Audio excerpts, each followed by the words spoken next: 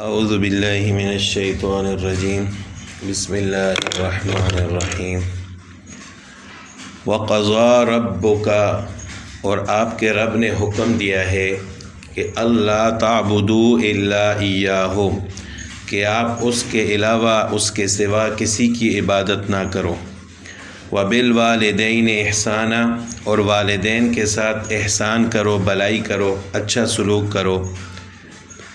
اما یبلغن عندک الکبر،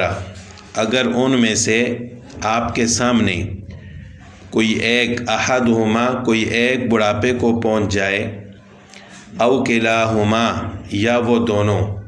یعنی ان میں سے کوئی ایک یا دونوں بڑھاپے کو پہنچ جائے، فلا تقل لہما اف، تو ان کے سامنے اف نہ کہو، ولا تنہرہما، اور نہ ان کو جھڑکو، وقل لہما قولا کریما، اور ان دونوں سے عزت کے ساتھ بات کرو، اچھی بات کرو۔ یہاں پر سب سے پہلے اللہ تعالیٰ نے توحید کی دعوت دی ہے اور شرک سے منع فرمایا ہے۔ سب سے پہلے اللہ تعالیٰ نے ارشاد فرمایا کہ میرے علاوہ کسی کی عبادت نہ کرو، یعنی عبادت صرف میری کرو، اور اس کے فوراً بعد والدین کے ساتھ اچھا سلوک کرنے اور والدین کے حقوق ادا کرنے کا حکم فرمایا۔ تو مفسرین فرماتے ہیں کہ انسان کے خالق اللہ تعالیٰ ہیں، انسان کو پیدا کرنے والی ذات اللہ تعالیٰ کی ذات ہے، اور انسان کی پیدائش کا جو سبب بنتے ہیں وہ اس کے والدین ہیں۔ تو اس وجہ سے اللہ تعالیٰ نے اپنے ساتھ والدین کا ذکر فرمایا کہ میری عبادت کرو، اور میری عبادت کرنے کے بعد جو سب سے بہترین عمل ہے وہ والدین کے ساتھ اچھا سلوک کرنا، والدین کی فرما برداری کرنا ہے۔ امام قرطبی رحمۃ اللہ علیہ فرماتے ہیں کہ اس آیت میں اللہ تعالیٰ نے والدین کے ادب و احترام اور ان کے ساتھ اچھا سلوک کرنے کو اپنی عبادت کے ساتھ ملایا ہے۔ اور اسی طرح سورہ لقمان میں اللہ تعالیٰ نے فرمایا کہ انشکر لی ولوالدیک، کہ میرا شکر ادا کرو اور اپنے والدین کا شکر ادا کرو، یعنی وہاں پر بھی اللہ تعالیٰ نے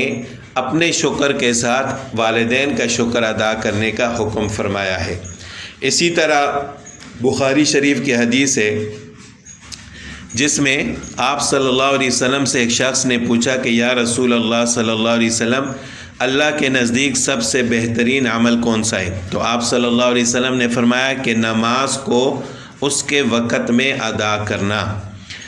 پھر انہوں نے پوچھا کہ یا رسول اللہ صلی اللہ علیہ وسلم، اس کے بعد کون سا عمل زیادہ اللہ کو محبوب ہے؟ تو آپ صلی اللہ علیہ وسلم نے فرمایا کہ والدین کے ساتھ اچھا سلوک کرنا۔ تو ان تمام آیات اور احادیث سے معلوم ہوتا ہے کہ اللہ تعالیٰ کی عبادت کرنے کے بعد جو سب سے محبوب عمل، جو اللہ تعالیٰ کے نزدیک بہت زیادہ پسندیدہ عمل ہے، وہ ہے والدین کے ساتھ اچھا سلوک کرنا، والدین کی فرما برداری کرنا اور والدین کی خدمت کرنا۔ اسی طرح ایک حدیث میں آپ صلی اللہ علیہ وسلم نے ارشاد فرمایا کہ باپ جنت کا درمیانی دروازہ ہے، اب تمہیں اختیار ہے کہ اس کی حفاظت کرو یا اس کو ضائع کر دو۔ اور اس کے علاوہ بھی بہت ساری احادیث ہیں جن میں آپ صلی اللہ علیہ وسلم نے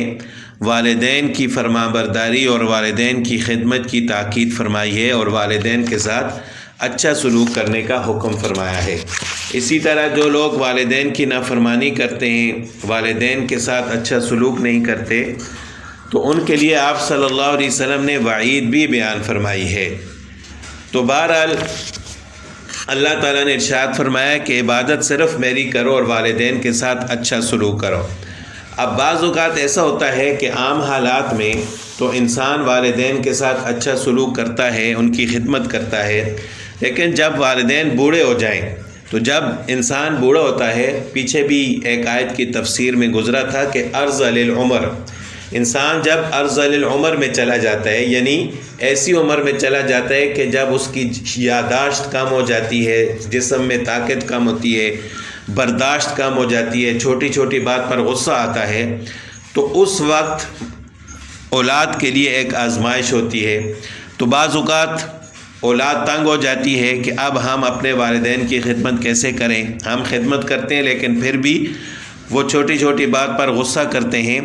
تو جب انسان ایسی عمر کو پہنچ جاتا ہے تو اس کی عادات بچوں جیسی ہو جاتی ہیں.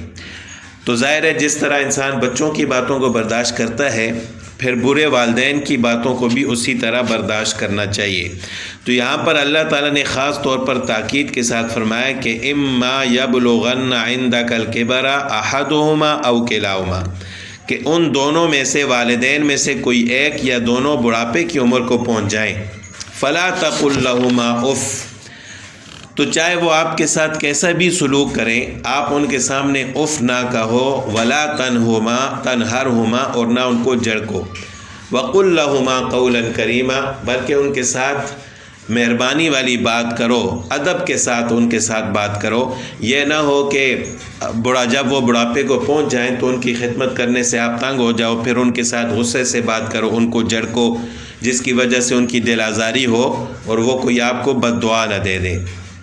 واخفض لہما جناح الذل، ان کے لیے عاجزی کے کندھے جھکاؤ. مطلب کیا کہ ان کے سامنے عاجزی کے ساتھ پیش آؤ. من الرحمت،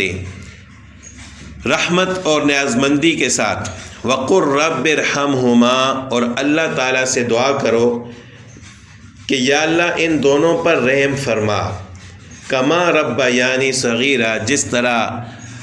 بچپن میں مجھے انہوں نے پالا ہے. یہ والدین کے لیے ایک مسنون دعا بھی ہے،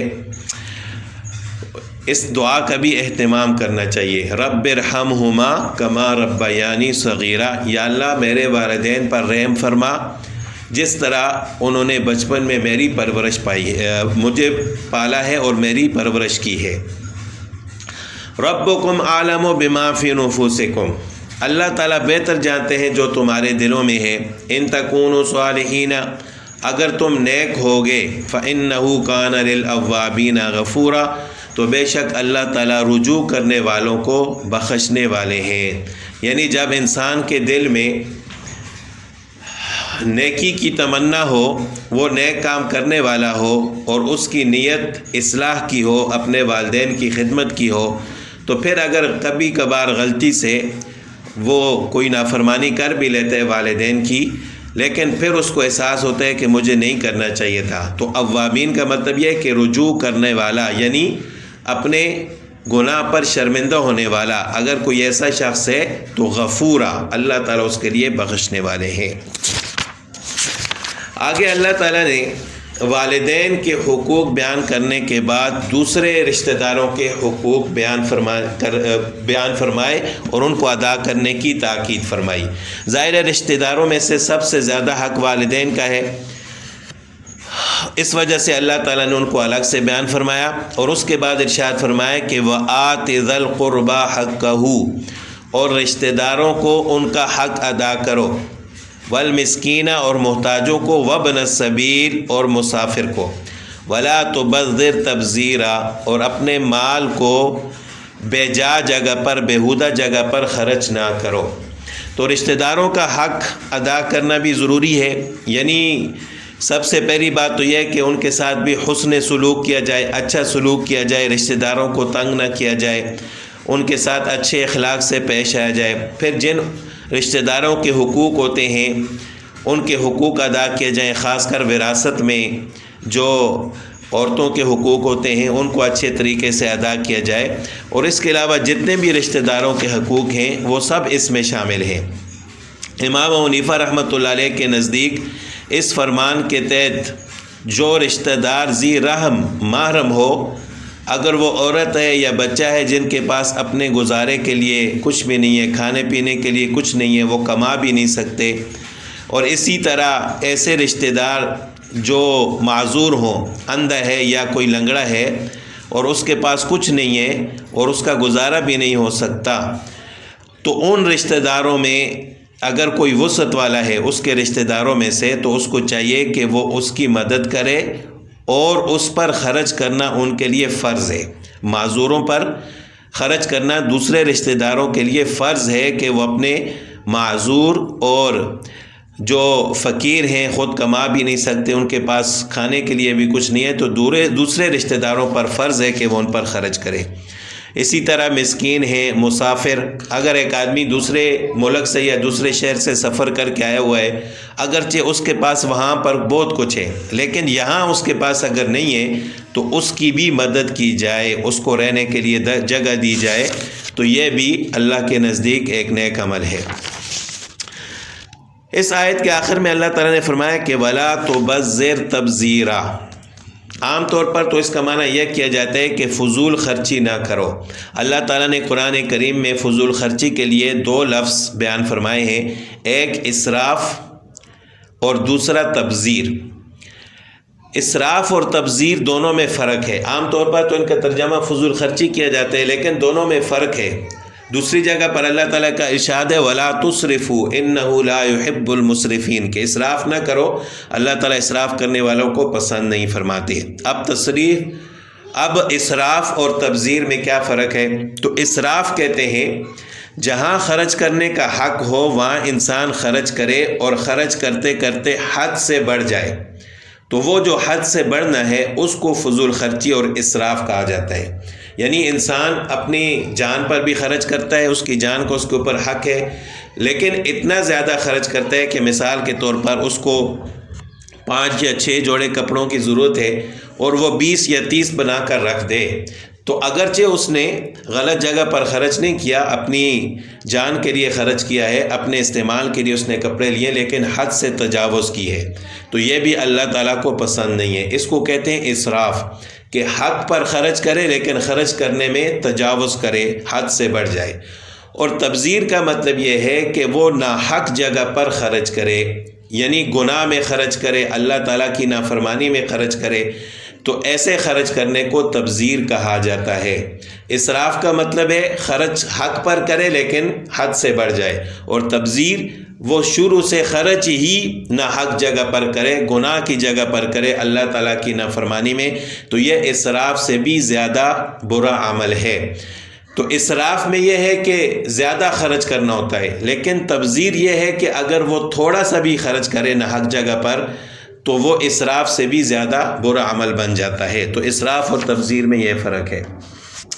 تو اس تبذیر کے بارے میں اللہ تعالیٰ نے فرمایا کہ ان المبذرین، کہ بے شک بیہودہ جگہ پر خرچ کرنے والے کانوا اخوان الشیاطین، یہ شیطانوں کے بھائی ہیں۔ وہاں پر اسراف کے لیے تو یہ فرمایا تھا کہ اللہ تعالیٰ اسراف کرنے والوں کو پسند نہیں فرماتے، اور تبذیر کرنے والوں کے بارے میں فرمایا کہ یہ شیطانوں کے بھائی ہیں۔ تو ظاہر ہے شیطانوں، جب شیطان ان کے دل میں وسوسہ ڈالتا ہے بری جگہ پر خرچ کرنے کا، اور یہ اس کی بات مانتے ہیں، تو ظاہری طور پر یہ اس کے بھائی بن جاتے ہیں۔ وَكَانَ الشَّيْطَانُ لِرَبِّهِ كَفُورًا، اور شیطان اپنے رب کا ناشکرا ہے۔ وَإِمَّا تُعْرِضَنَّ عَنْهُمُ ابْتِغَاءَ رَحْمَةٍ مِّن رَّبِّكَ تَرْجُوهَا وَإِمَّا تُعْرِضَنَّ عَنْهُمْ، اور اگر آپ کبھی اپنے رشتہ داروں سے منہ پھیرو، ابتغاء رحمت من ربک ترجوہا، اپنے رب کی رحمت کی انتظار میں، جس کی آپ کو امید ہے، یعنی اللہ تعالیٰ نے اخلاق کی ایک اعلیٰ قسم کو یہاں بیان فرمایا ہے کہ بعض اوقات ایسا ہوتا ہے کوئی رشتہ دار آپ سے مانگتا ہے یا مانگتا نہیں بھی ہے، اس کو ضرورت ہے، وہ محتاج ہے، آپ کے پاس کچھ بھی نہیں ہے، لیکن آپ کو امید ہے کہ میرے پاس کچھ آنے والا ہے، ابھی میرے پاس پیسے نہیں ہیں لیکن ہو سکتا ہے تھوڑے دنوں میں آ جائیں، آپ کو اللہ کے رحمت کی امید ہے، آپ اس انتظار میں ہیں، اور اس انتظار میں ابھی آپ ان کو دے نہیں سکتے، آپ ان سے منہ پھیرتے ہیں۔ فَقُلْ لَهُمْ قَوْلًا مَيْسُورًا، تو اللہ تعالیٰ فرماتے ہیں ان کے ساتھ نرمی سے بات کرو، یعنی اگر آپ کے پاس کچھ بھی نہیں ہے دینے کے لیے تو ان پر غصہ نہ کرو، اور ان کے ساتھ ایسی گفتگو نہ کرو کہ ان کی دل آزاری ہو۔ اگر آپ کے پاس کچھ بھی نہیں ہے تو ان کو بتا دو ابھی کچھ نہیں ہے، تو انشاءاللہ جب میرے پاس کچھ ہوگا پھر آپ کی مدد کروں گا۔ اس پر ایک روایت بھی ہے کہ رسول اللہ صلی اللہ علیہ وسلم کے پاس کچھ کپڑا آیا تھا، آپ نے مستحقین میں تقسیم فرمایا، اس کے بعد کچھ لوگ اور بھی تھے جن کو نہیں ملا تھا، لیکن کپڑا تقسیم کرتے ہوئے وہ ختم ہو گیا،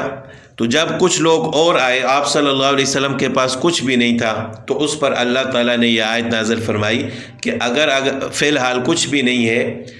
لیکن آپ کو امید ہے کہ آپ کے پاس آئے گا، تو فی الحال قل لہم قولا میسورا، ان لوگوں کے ساتھ اچھے طریقے سے بات کی جائے۔ ولا تجعل یدک مغلولۃ،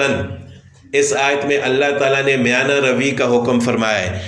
ولا تجعل یدک مغلولۃ الی عنقک، اپنے ہاتھوں کو بالکل اپنی گردن کے ساتھ باندھ کر نہ رکھو، یعنی کنجوسی نہ کرو کہ جہاں پر خرچ کرنے کی جگہ ہے وہاں بھی خرچ نہ کرو، جہاں آپ کو ضرورت ہے وہاں پر بھی آپ خرچ نہ کرو، اپنے بیوی بچوں پر بھی خرچ نہ کرو، اپنے اوپر بھی نہ کرو، محتاجوں پر بھی نہ کرو، اور بالکل کنجوس بن جاؤ۔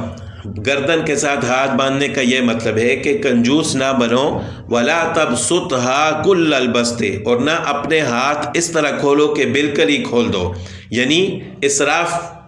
کرنے لگ جاؤ، تبذیر کرنے لگ جاؤ۔ فتقعد ملوما محسورا، پھر بیٹھے رہو الزام کھا کر ہارے ہوئے، یعنی لوگ آپ کو ملامت کریں اور آپ بالکل ہار جاؤ، اس حالت میں نہ بیٹھو، اتنا زیادہ خرچ نہ کرو۔ تو یہاں پر اللہ تعالیٰ نے میانہ روی کا حکم دیا ہے کہ جہاں پر خرچ کرنے کا حکم ہے وہاں خرچ کرو، وہاں خرچ کرنے سے اپنے ہاتھ مت روکو، اور جہاں خرچ نہیں کرنا وہاں خرچ بھی نہ کرو۔ تو جہاں پر اللہ تعالیٰ نے حقوق بیان کیے ہیں تو وہاں پر خرچ کرنا ثواب ہے، حتیٰ کہ انسان اگر اپنے گھر میں بھی جو خرچ کرتا ہے اس میں ثواب کی نیت رکھے تو اس پر بھی اللہ تعالیٰ جو ثواب عطا فرماتے ہیں۔ تو حد سے تجاوز بھی نہیں کرنی چاہیے اور کنجوسی بھی۔ ان ربک یبسط الرزق لمن یشاء ویقدر، تو سارے حقوق بیان کرنے کے بعد، تمام خرچ کرنے کے اصول بیان کرنے کے بعد، اللہ تعالیٰ نے آخر میں فرمایا کہ آپ کے ذہن میں یہ بات نہیں ہونی چاہیے کہ یہ رزق میرا ہے، میں کسی محتاج کو دیتا ہوں تو یہ میرا کمال ہے، حالانکہ ایسی بات نہیں ہے۔ آپ کا رب یبسط الرزق لمن یشاء، جس کے لیے چاہتا ہے روزی کو وسیع کر دیتا ہے، پھیلا دیتا ہے، ویقدر، اور جس کے لیے چاہتا ہے تنگ کر دیتا ہے۔ یعنی اگر اللہ تعالیٰ نے آپ کو وسیع رزق دیا ہے تو یہ اللہ تعالیٰ کا انعام ہے آپ کے اوپر، یہ آپ کا کوئی کمال نہیں ہے۔ کوئی ایسے لوگ بھی ہیں جن کے اوپر روزی تنگ ہے تو یہ اللہ تعالیٰ کی عطا ہے، کسی کو زیادہ عطا فرماتے ہیں، کسی کو کم۔ انہ کان بعبادہ خبیرا بصیرا، بے شک اللہ تعالیٰ اپنے بندوں سے باخبر اور دیکھنے والے ہیں۔